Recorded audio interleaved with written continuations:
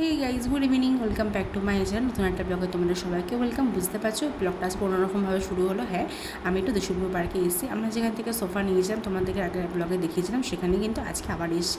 ঘরে অনেক জিনিস টুকটাক বাকি আছে, তো তোমাদেরকে বলেছিলাম আস্তে আস্তে সব কিছু হবে। তো সেরকমই আজকে একটা জিনিস কিন্তু অর্ডার দিতে চলে এসেছিলাম। হাফ পেমেন্ট করে দেওয়া অলরেডি হয়ে গেছে, এই মাসের শেষে কিন্তু জিনিসটা চলে যাবে আমাদেরকে বললো। তখন তোমাদেরকে বলবো কী অর্ডার দিয়েছিলাম। আর এখানে সোজা ওখান দিয়ে চলে আসলাম দিদার বাড়িতে। দিদার বাড়িতে অনেক দিন আসা হয় না, দিদি প্রোগ্রাম ছিল বলে। তো না আজকে চাই দিদির প্রোগ্রামও শেষ হয়ে গেছে, গিয়ে গল্প করতে পারবো। তো আজকে গিয়ে অনেকক্ষণ গল্প করলাম। তারপরে গল্প করে প্রায় 10টা ক্রস করে গেছিলো, বাড়ি ফিরছি এখন। আর দেখো এখানে কিন্তু এখনও পর্যন্ত মায়ের পুজো হচ্ছে, কালী পুজো চলছে, তো এখনও পুজো হচ্ছে। তো তারপর সেখানে বাড়ি ফেরার পথে আজকে কী ভাবলাম রাত্রেবেলা কী করবো, তরকারি তো কিছু নেই, এই জন্য বাড়ি ফেরার পথে আজকে কিনে নিয়েছিলাম চিকেন। তো এখানে দেখো এসে পেঁয়াজ কাটা হয়ে গেছে, আলু কাটা হয়ে গেছে, আর দিয়ে চিকেনটা ম্যারিনেট করে রেখেছি। প্রায় 10:30 বাজতে যায়, 11:30, বেশিক্ষণ রাখতে পারিনি, 10-15 মিনিট রেখেছি, কারণ এদিকে তো খাবার টাইম হয়ে গেছে, ডিনার করতে হবে। আর এখানে টমেটো আর লঙ্কাটা কিন্তু ভালো করে পেস্ট করে নিয়েছি মিক্সিতে। তো এবারে কিন্তু আমি আলুটা ভেজে নেবো। আর প্রথমে কথা ছিল যে আমি চিকেনটা রান্না করবো, তারপর তো ও বললো যে ঠিক আছে আমি তোমাকে হেল্প করছি। ওই জন্য আলুটা জাস্ট আমি ভাজলাম, তারপরে কিন্তু ওই এসে আবার রান্নাতে হাত লাগালো। আর যখন ও চিকেনটা কষায় না, তখনই মনে হয় আমার একটু খিদে পেয়ে যায়। চিকেন কষাতে তখন আমার হেভি লাগে দেখতে, তো আমি সেটা ভিডিও না করে থাকতে পারি না। আর দেখো চিকেনটা কষাচ্ছে, প্রায় হয়ে এসছে, এটা এখন জল দিলে কিন্তু হয়ে যাবে। আর রাতে রুটি তো করা আগে থেকে হয়ে গেছে, রুটি আর চিকেনটাকে রাতে ডিনার, আর কালকে সকালবেলা এই চিকেনটা থেকে যাবে আরামসে, আমাদের কালকে সকালবেলাও হয়ে যাবে।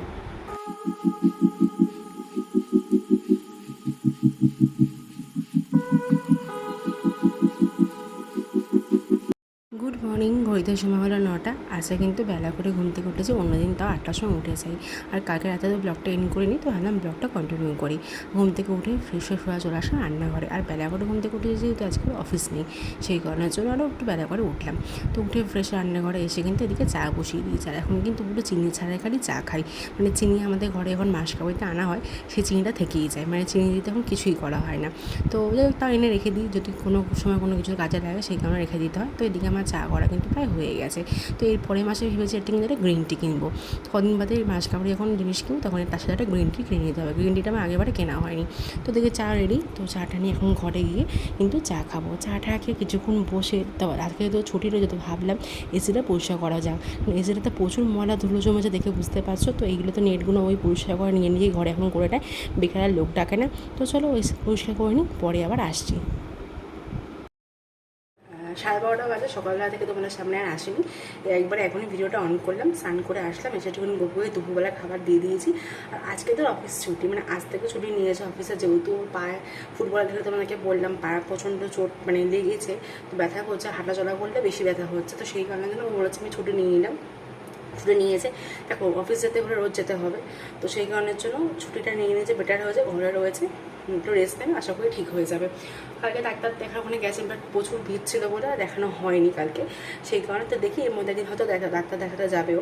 আর আজকে তো রান্নাবান্না করা সেরকম কিছু ছিল না, আজকে যখন পরিষ্কার করা হলো তোমাদেরকে বললাম, এসিটা খুব নোংরা হয়েছে, ওটা পরিষ্কার করলো ও আজকে ঘরে যখন ছিল, কারণ এসিটা এত নোংরা হয়েছে, হাওয়া সেরকম একটা হচ্ছে না, ঘর ঠান্ডা হচ্ছে না, সেই কারণের জন্য এসিটা পরিষ্কার করে ঘর দিয়ে পরিষ্কার করা। আমার রান্নাবান্না সেরকম কিছু ছিল না, মাংস কাল রাত্রেবেলা করেছি তোমরা দেখলেই, মাংসটা হয়েছে। আর এখন একটুখানি রান্নাঘরে গিয়ে জাস্ট বেগুনটা ভাজবো, ব্যাস তাহলেই হয়ে যাবে। কারণ বেগুনটা অনেকদিন ধরেও নিয়ে এসছে, আর ভাজা হচ্ছিলো না, বললাম বেগুনটাকে একটু ভেজে নিই আজকে। আর দুপুরবেলা একদম খাওয়াটা জমে যাবে বেগুন ভাজা দিয়ে, আর হচ্ছে চিকেন, দারুণ খাবার। তো চলো আমি একটুখানি যাই রান্নাঘরে গিয়ে করি। আর ব্রেকফাস্টটা আজকে মানে বলতে পারো সেরকম কিছু খাইনি, অল্প একটু ছাত্র ছিল, ওটাকে দুজন মিলে ভাগ করে খেয়েছি। তো কারণ প্রায় তখন 12টা বেজে গেছে, তখন কি ব্রেকফাস্ট করবো, তো বলো দরকার নেই, ওই ছাত্রটাই আছে, দুজন মিলে খেয়ে নিই, একটা গ্লাসে গুলেছিলাম, ওগুলো দুজন মিলে খেয়ে নিয়ে যেতাম। আর এখন করবো লাঞ্চ করবো।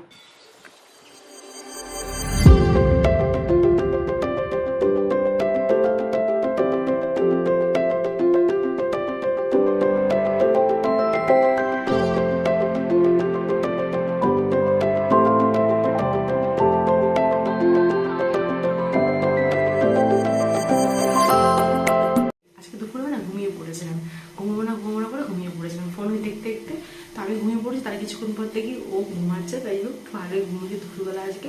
আর দুপুরবেলা তাহলে মেঘ ডাকলো, ভাবলাম বৃষ্টি হবে, বাট বৃষ্টির তো কোনো নামগন্ধ নেই, জেগে সেই গরমই রয়েছে। আর এখন কিছুক্ষণ আগে সন্ধ্যা দিলাম, আর ও এখন টিভি দেখছে, এখন টিভিতে এই একই খবর, বুঝতেই পারছো খবর চলছে টিভিতে, তো খবরই দেখছে। আর এদিকে কিন্তু আমি এসে চা বসিয়ে দুজনের জন্য, তখন চা খাবো। তো চলো চা হচ্ছে, হয়েছে চাটা, তো চা নিয়ে ঘরে যাই, আমি একটু খবর দেখি। আজকে সারাদিন টিভি চালানোই হয়নি, কাজকর্ম করার তাগিদে আর টিভি দেখা হয়নি। তো এখন একটুখানি ওই খুলে খবর দিচ্ছি কী হচ্ছে না হচ্ছে। তো চলো পরে আসি। 7:30 বাজে, দুজন মিলে একটু বেরিয়েছি। সারাদিন বাড়িতে ছিল আর পাপাটা দেখছো এখনও পর্যন্ত ফুলে রয়েছে। তো ওকে বললাম চলো বাড়িতে থাকলে তো আরও ফুলে যাচ্ছে, তো একটুখানি হাঁটাচলা না করলেই নয়। তো ওকে বললাম কাছাকাছি আমাদের ফুচকার দোকানে যাচ্ছি, ফুচকাটা খেয়ে আসি। তো ফুচকা খাওয়া হবে আর তোমার একটু হাঁটাও হবে। আমি তো মেন হাঁটতেই বেরিয়েছিলাম, কিন্তু ওর যা পায়ে ব্যথা, জোরেও হাঁটতে পারছেই না একদমই। তো ওকে বললাম ঠিক আছে কোনো চাপ নেই, তুমি আস্তে আস্তেই হাঁটো। তো ওর সাথে কিন্তু আমি আজকে আস্তে আস্তে হেঁটেছি, খুব একটা জোরে হাঁটা হয়নি। আর জোরে হাঁটতে গেলে কিন্তু ওর পায়ে লাগছে। তো আর বসে থাকলে এদিকে পা ফুলে যাচ্ছে, সব দিকে জ্বালাতন। তো কালকে ডাক্তার দেখাতে গেছিলো, ভিড় ছিল, দেখানো হয়নি। তোকে বললাম ঠিক আছে কালকে কিন্তু ডাক্তার দেখাতে হবে, কিছু করার নেই। আর ব্যথার ওষুধটাও খাইনি, ও এমনিতে ভলিনি লাগা আছে, ডাক্তার না দেখি খাবে না বললো। আর হাঁটতে হাঁটতে কিন্তু ফুচকা খেয়ে আমাদের প্রায় বাড়ির কাছাকাছি চলেই এসেছি। তো চলো বাড়িতে যাই, তারপরে আবার তোমার সাথে দেখা হচ্ছে। 9টা বাজে বাড়িতে আসলাম, ফুচকা খেলাম, অনেক দিন পর আবার ফুচকা খেলাম, দুজন মিলে গেলাম। তো একটু হাঁটতে হাঁটতেই গেছিলাম, হাঁটা বললাম তো যেটা হয়নি আজকে, এক্সারসাইজটা গ্যাপ গেছে, সেই কারণের জন্য হেঁটে গেছিলাম। আরও একটু বেরোলো এখন। আর রাতে রান্নার তো সেরকম কিছু করার নেই, চিকেনটা রয়েছে। আর রাতে রুটিটা করতে হবে, তো মা আসুক, তার দুজন মিলে আসলে রুটিটা করে নেবো, তাড়াতাড়ি হয়েও যাবে। আর প্রচণ্ড গরম, হাঁটবো কি, এত গরম লাগছে না, পুরো ঘেমে গেছে, মানে হাঁটার থেকে বেশি না ধর ধর করে ঘাম পড়ছে, বেশি কষ্ট দেয়, চুল টুল ভিজে কি অবস্থা, একার অবস্থা হয়ে গেছে। এতক্ষণ তো ছাদে ছিলাম, ছাদ থেকে নিচে আসলাম, আর এসে এখানে ডিনার করার টাইম হয়ে যাচ্ছে। একটু মাংসটা গরম করে নিলাম, বাইরে রাখা ছিল, ওটাকে একটু ভালো করে ফুটিয়ে নিয়ে যাচ্ছে। আর দেখো একটু কিন্তু ঝোল নেই, মানে কি বলবো, মাংস করার সময় কত ঝোল দেয়, কিন্তু আবার দেখি সব ঝোলগুলো কোথায় হাওয়া হয়ে যায়, মানে ঝোল কমে যায়। আর আজকে তোমার ডিনার করা একদমই ইচ্ছা ছিল না, যেহেতু পেটটা ভরা ফুচকা খেয়েছিলাম। আর এত ঝাল দিয়েছিলো ফুচকাটা, কি বলবো, কোর পাল্লায় পড়ে আমার এত ঝাল ফুচকা খাওয়া হয়ে গেছে না, আমার এখন পেটটা ব্যথা করছে। ফার্স্টে বুঝতে পারিনি, আমি ওর কথা তালে তাল মিনি বলেছে হ্যাঁ একটু ঝাল দাও, বাট এতটা ঝাল হয়ে গেছিলো আমি ফার্স্টে বুঝতেই পারিনি। তারপর বাড়িতে এসে এখন আমার কষ্ট হচ্ছে, পেট ব্যথা করছে। আর ডিনার করা একদম ইচ্ছা ছিল না, তো না ডিনার তো করতে হবে, না খুললেও হবে না। তো ভাবলাম যে রুটি আজকে একটাই খাবো, দুটো রুটি খাই, সেখানে রুটি একটা খাবো। তো আর সবার জন্য কিন্তু এখানে খাবারটা বেরিয়ে নিয়েছে, রুটিটা ঘরে অলরেডি নেওয়া হয়ে গেছে। তো চলো ব্লগটা একটুখানি ভালো লাগে, লাইক করুন, সাবস্ক্রাইব করে দেখো, নেক্সট ব্লগটা, গুড নাইট।